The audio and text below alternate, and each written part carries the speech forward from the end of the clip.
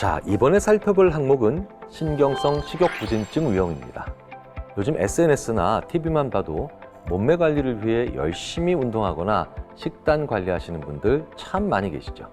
자, 그만큼 우리 몸에 대한 관심은 그 어느 때보다도 높은 시대죠. 그런데 자칫 이렇게 살을 뺀다는 것에 대한 집착이 과하거나 아니면 탐닉적으로 나타나게 되면 살이 찐다는 것 자체에 지나친 두려움을 가진 분들이 발생하게 됩니다.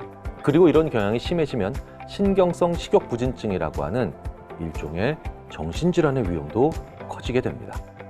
그런데 이런 위험은 정신적인 문제만 발생시키는 것이 아니라 심지어 당뇨병이나 암 같은 합병증을 유발하는 것도 가능하다고 합니다. 게다가 다른 정신건강 질환에 비해서 사망률도 상대적으로 높은, 다시 말해 심각한 질환이라는 거죠. 하지만 이렇게 피해가 큰데도 체중 증가에 대한 두려움이 강하기 때문에 정작 치료를 해야 한다고 생각하지 못하거나 치료 자체에 아예 관심을 두지 않는 경우가 많은 편입니다.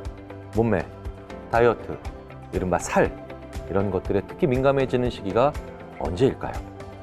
아마도 외모에 부쩍 관심을 갖게 되는 사춘기 무렵이 아닐까 싶은데요. 신경성 식욕부진증의 평균 발병 연령도 17세로 사춘기 전후에 여자아이들에게 나타나는 경우가 많다고 합니다. 더욱이 요즘에는 젊은 성인들에게도 많이 나타나는 만성화된 질환이라고 보고되는 연구들도 다수 존재합니다. 비만을 만성질환의 씨앗이라고 하죠. 하지만 무분별한 체중 감량 역시 건강을 위한 해결책이 될 수가 없습니다. 그런데 신경성 식욕부진증 역시 만성질환이고 건강을 악화시키기 전에 반드시 치료해야 되는 그런 질병인데요. 중요한 건 이건 역시 뇌에서 분명하게 확인되고 있는 양상이라는 거죠. 나 자신이 혹은 내 주위에 있는 소중한 누군가가 살을 빼는 것에 대해 지나치게 집착할 가능성이 높다면 혹은 살이 찐다는 것에 대한 강한 두려움을 느낄 가능성이 높다면 우리는 그 사람에게 우리가 말을 하거나 무언가를 행동을 할 때 매우 조심스럽고 그리고 사려 깊은 자세가 필요하겠죠.